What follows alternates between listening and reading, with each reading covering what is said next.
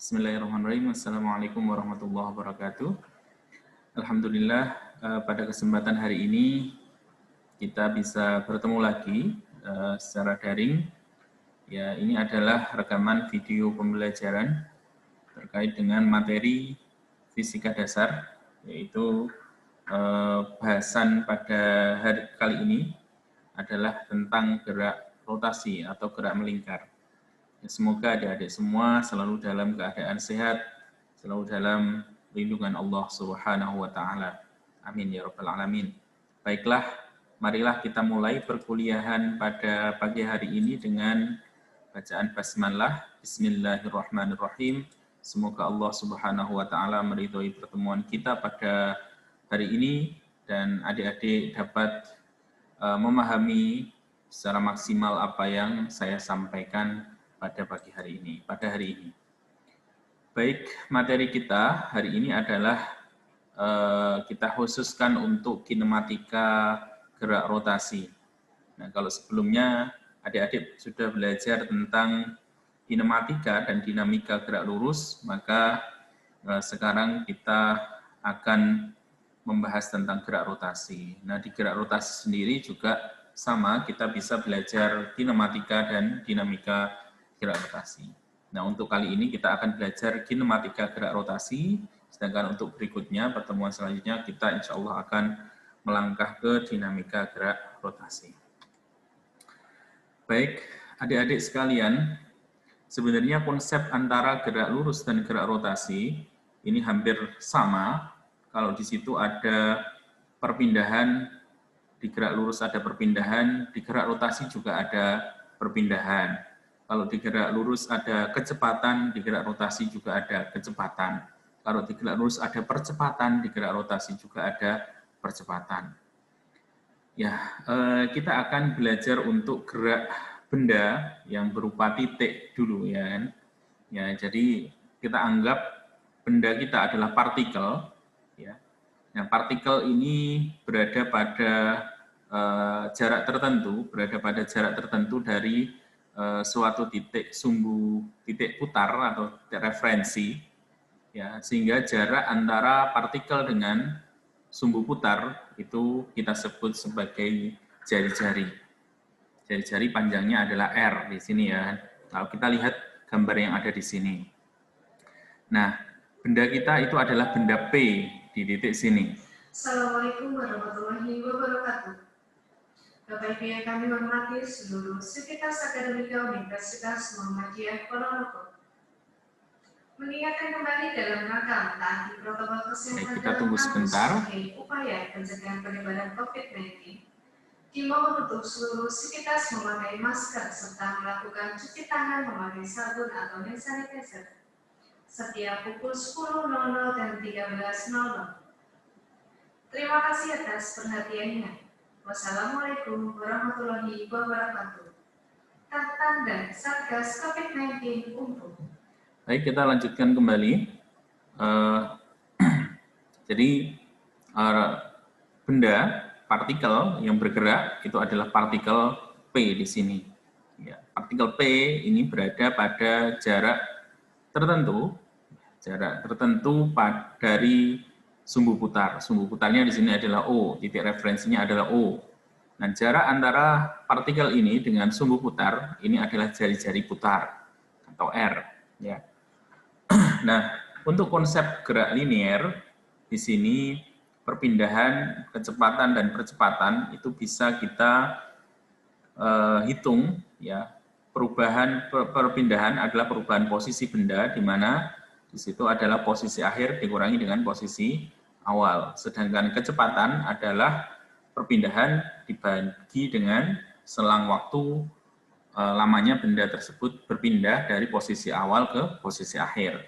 Kemudian percepatan adalah perubahan kecepatan per perubahan waktu di mana benda tersebut atau selang waktu di mana benda tersebut mengalami perubahan kecepatan. Nah, di dalam gerak rotasi atau gerak melingkar, di sini kita tidak lagi menggunakan sistem koordinat kartesian, tetapi kita menggunakan sistem koordinat polar, gitu ya. Oke, kita lihat di sini. Di sini adalah benda atau titik O, titik referensi, titik putar, sumbu putar. Kemudian ada benda di sini, benda P, awalnya berada pada titik ini, ya seperti yang kita lihat di sini. Nah, kemudian jarak antara O dengan P ini adalah R, jari-jari putar. Nah, jari-jari putar untuk benda yang bergerak melingkar ini akan selalu tetap, ya kan? Jari-jarinya tidak berubah, ya, jari-jarinya tetap, ya, karena dia hanya berubah posisi, ya, posisinya berubah. Oke. Nah, kemudian panjang lintasan, ya, dari titik awal P awal ini sampai dengan P akhir ini, yang garisnya berwarna coklat ini, ya, dari yang garis berwarna hitam ke garis berwarna coklat, panjang lintasannya adalah sebesar S.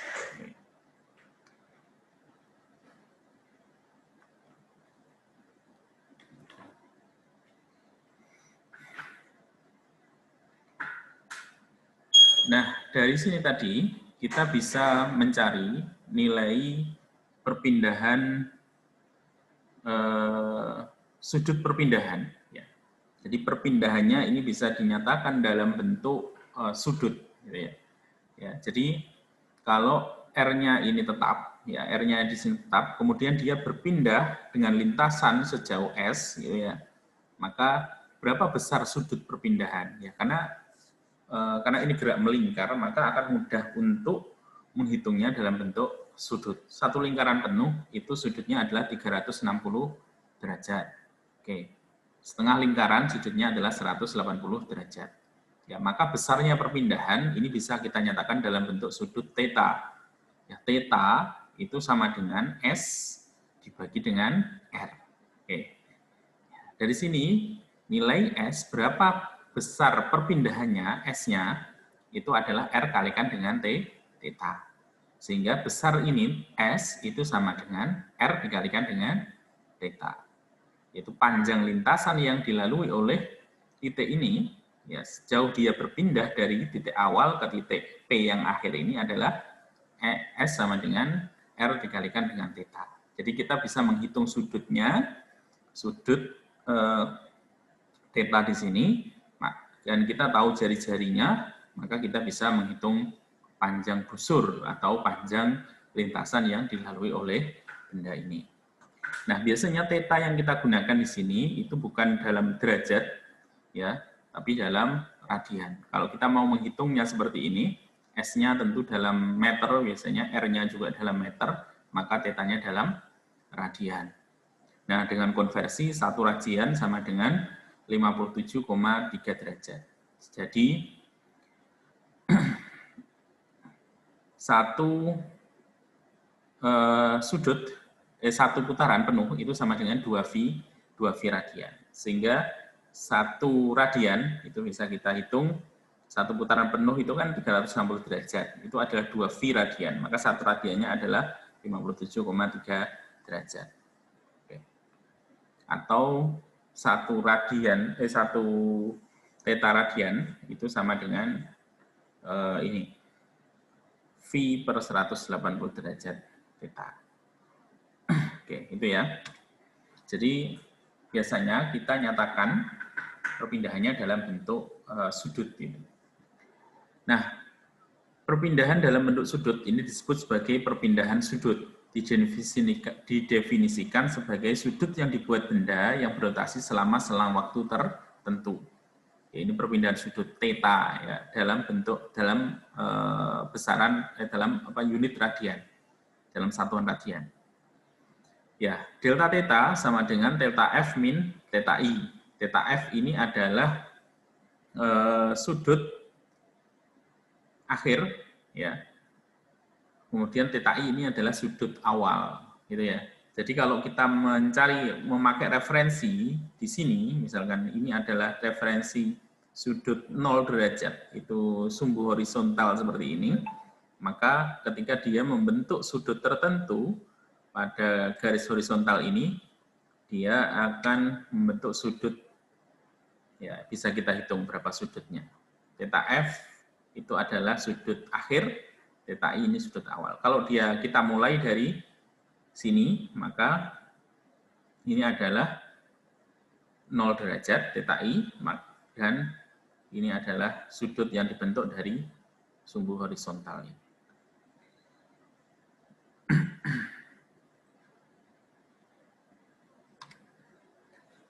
Nah, bagaimana kita menghitung? Kalau tadi ada perpindahan sudut, ya kan mudah saja kita hitung dari sudut awal, ya sudut awal, kelihatannya sudut awal, sudut akhir. Kita hitung berapa sudutnya yang dibentuk dari posisi awal sampai posisi akhir. Nah, ini adalah gambaran tadi ya. Misalkan dia bergerak dari T ini, I sampai F, ya kan? Nah, maka dia bergerak ya dari theta F dikurangi theta I. Ini adalah sudutnya, sudut perpindahan sudutnya. Nah, bagaimana dengan perpindahan kecepatan sudut? Tadi perpindahan sudut, sekarang kecepatan sudut. Kecepatan sudut itu adalah besar perpindahan sudut ya, dibagi dengan selang waktu yang diperlukan untuk benda partikel tersebut melakukan perpindahan sudut tersebut. Ya, jadi dia bergerak dari sini posisi awal ke posisi akhir. Butuh waktu berapa? Ya, sudut awal itu berapa? Sudut akhir berapa? Itu sudut akhir dikurangi dengan sudut awal itu sama dengan perpindahan sudut delta theta. Kemudian waktu akhir ketika dia mencapai titik akhir itu berapa? Waktu awalnya berapa? Itu adalah selang waktu dia melakukan perpindahan, ya, delta T. Jadi perubahan sudut dibagi dengan selang waktu itu adalah kecepatan sudut rata-rata atau disimbolkan dengan omega. Kalau biasanya kecepatan untuk benda yang bergerak secara linear itu adalah disimbolkan dengan V, ya, velocity. Kalau di sini disimbolkan dengan omega. Jadi simbolnya sedikit berbeda. Oke, itu ya. Nah, kemudian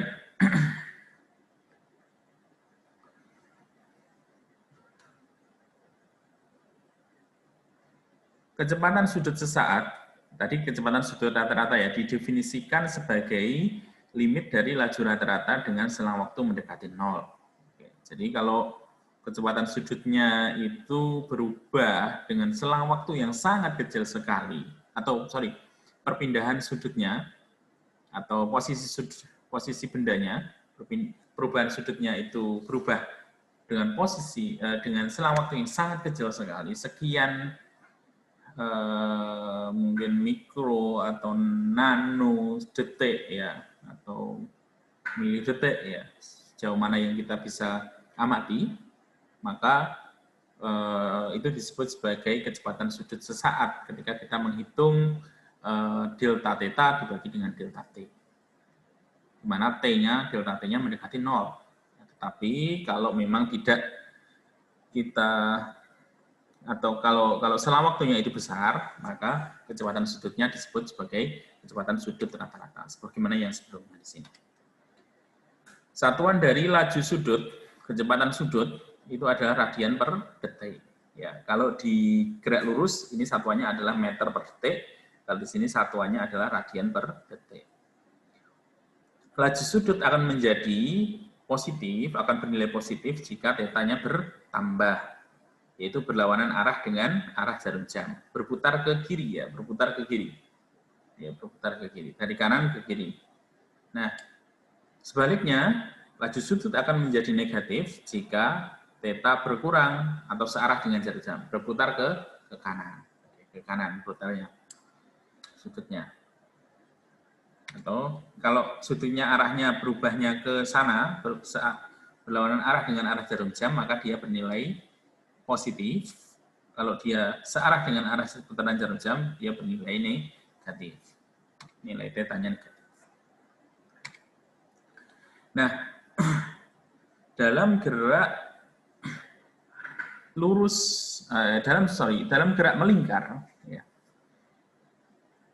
di sini perlu kita ketahui bahwa kecepatan itu adalah besaran vektor, ya kan? Nah, vektor itu tidak hanya dilihat dari nilai besarnya saja, tetapi dia juga dilihat dari arahnya.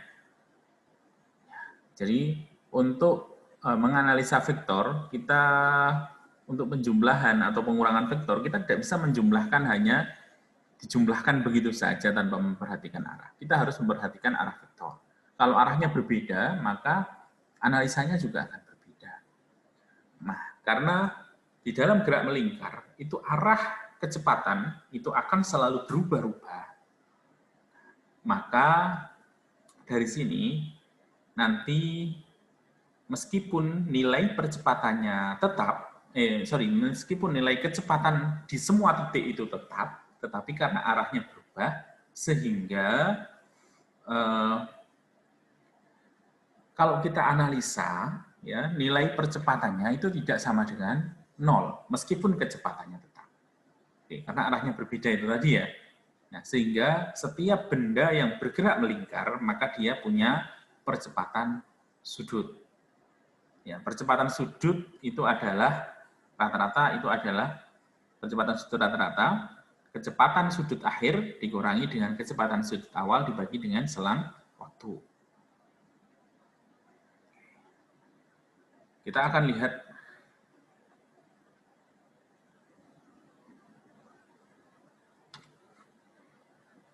ini adalah perbandingan antara gerak linear dengan gerak rotasi. Persamaan-persamaan umum yang digunakan ini sama. V, kalau di gerak linear, V sama dengan VI plus AT. Ini untuk GLBB ya kan? Ini juga sama. Ini V sama dengan V0 yang biasanya kalian ya. V sama dengan V0 plus AT. Di sini omega sama dengan omega 0 plus alpha T. Di sini delta X atau S ya, sama dengan V0T plus setengah AT kuadrat. Di sini delta theta, ya, perpindahan, ya, itu sama dengan V0T, omega 0T, kecepatan sudut dikalikan T, tambah setengah alpha T kuadrat. Kemudian di sini sama V kuadrat sama dengan V0 kuadrat plus 2A delta X. Ini juga sama, omega kuadrat sama dengan omega 0 kuadrat plus 2 alfa delta theta. Nah, jadi bagaimana kita menghubungkan, mengkorelasikan antara besaran sudut dengan besaran linear. Nah, di sini ada perpindahan. Ya, jadi panjang busur tadi itu adalah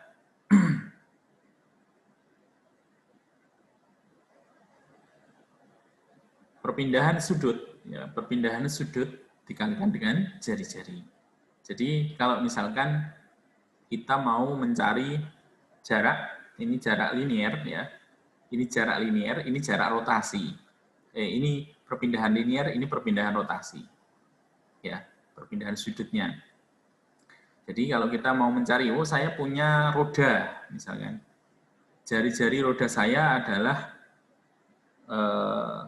misalkan berapa ya?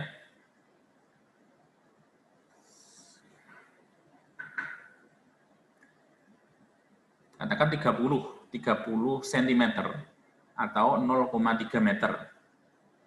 Nah, kemudian roda tersebut bergerak satu putaran penuh. Ya, satu putaran penuh. Sehingga tetanya adalah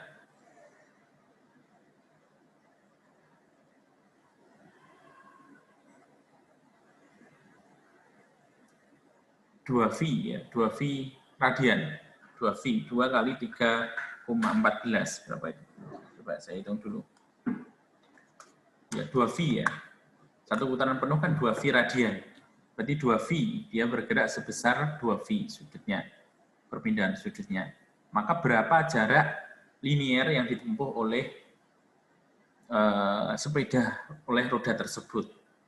Ya, sehingga delta S ya, itu sama dengan 2V dikalikan dengan 0,3.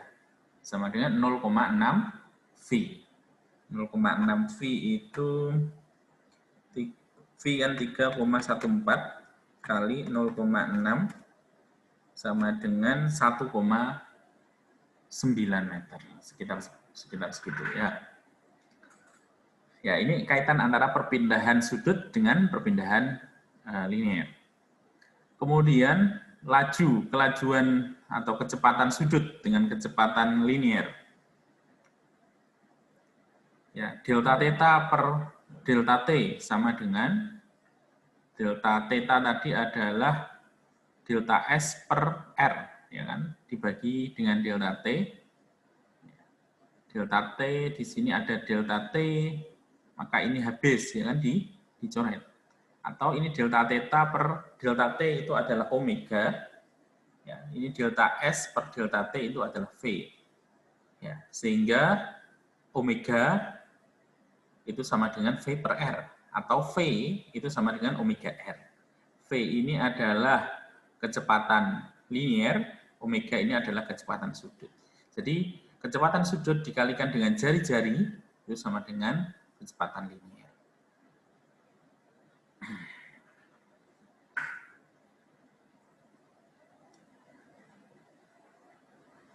Nah, untuk kecepatan juga sama, untuk percepatan, ya percepatan linier itu sama dengan percepatan sudut dikalikan dengan R. R ini adalah jari-jari. Gitu ya.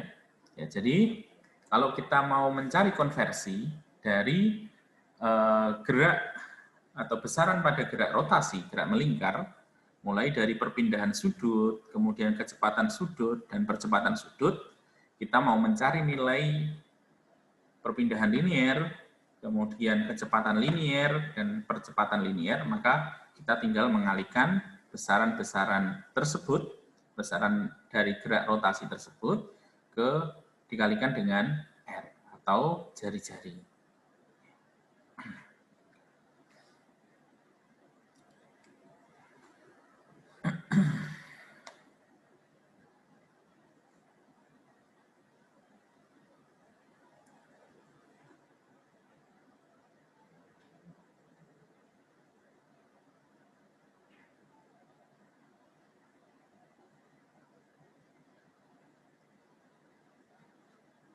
Nah, kemudian pada gerak melingkar ada yang disebut dengan percepatan sentripetal, gitu ya.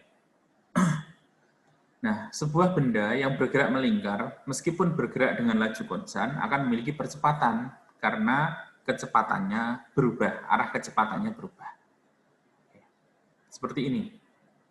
Posisi awal di sini bendanya, dia bergerak dengan kecepatan sebesar V. V-nya konstan nilainya.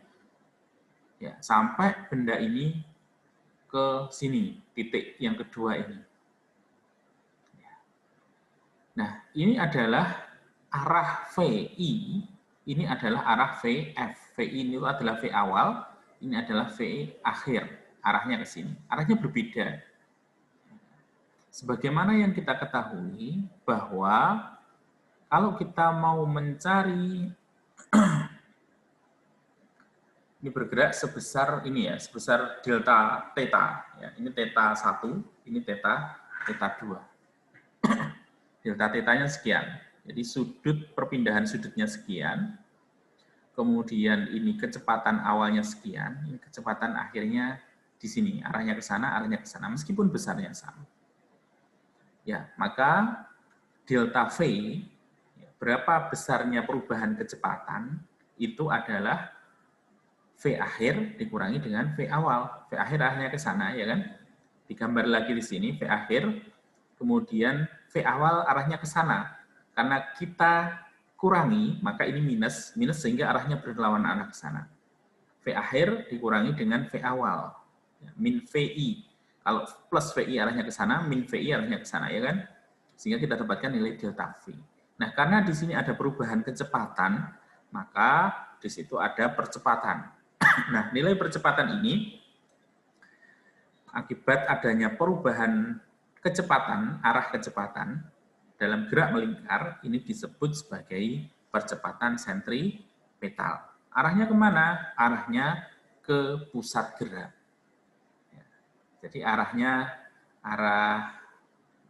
kalau kita lihat di sini, arahnya kemana? Arahnya ke sana.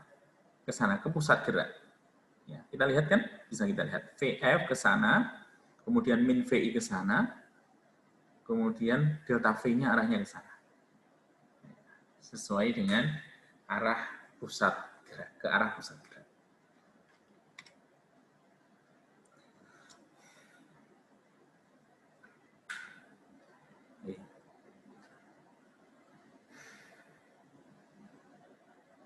Ya, jadi setiap benda yang dia bergerak melingkar, misalkan di sini ada mobil, dia mengitari bergerak melingkar di sini, ini adalah titik pusat lingkarannya, maka dia punya, meskipun dia bergerak dengan kecepatan linier konstan, ya, katakan dia bergerak dengan kecepatan 30 km per jam, tapi karena dia bergerak melingkar, maka akan ada percepatan sentripetal. Arahnya kemana? Arahnya ke arah pusat sini, ke pusat sini. Ya, secara apa namanya?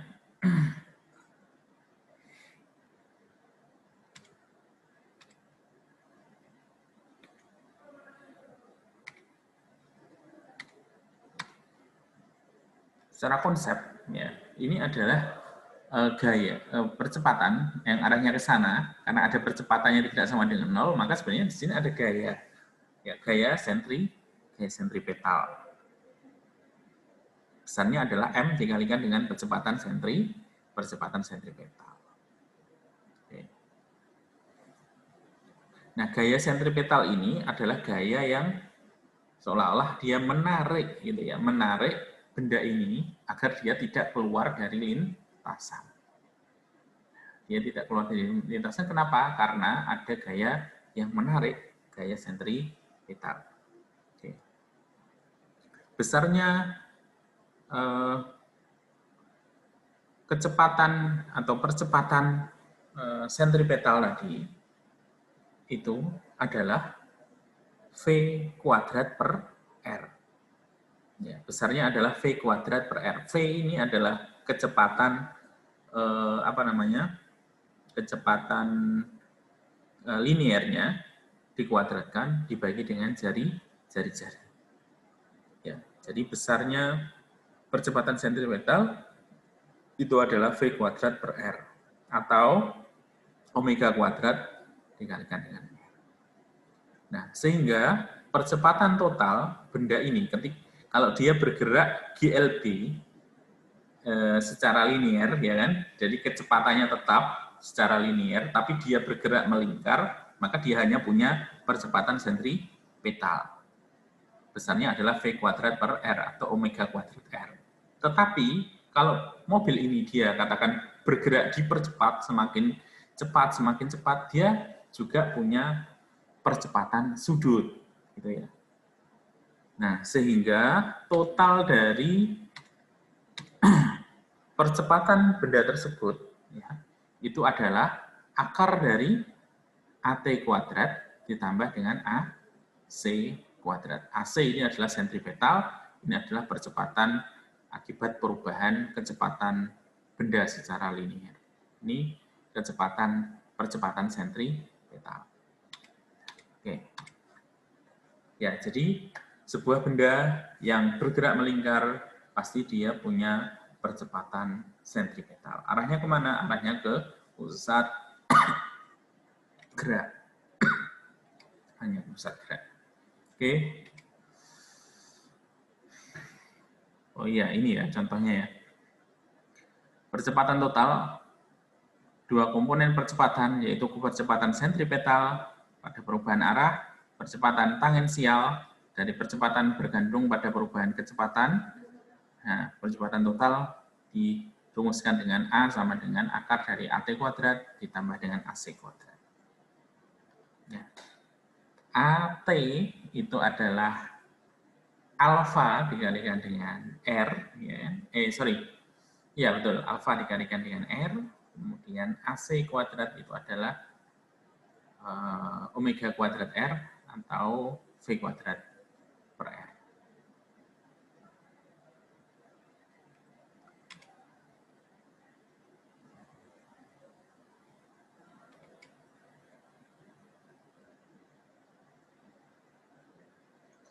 Ya, karena kita bicara kinematika, maka saya kira sampai di sini apa yang kita bicarakan pada hari ini. Nanti insya Allah di pembahasan berikutnya kita akan sampaikan lagi mungkin contoh-contoh soal untuk kinematika gerak, rotasi, dan kita sambung dengan dinamika gerak rotasi. Terima kasih, kurang lebihnya mohon maaf. Sampai ketemu lagi di pertemuan berikutnya. Billahi taufiq wal hidayah. Wassalamualaikum warahmatullahi wabarakatuh.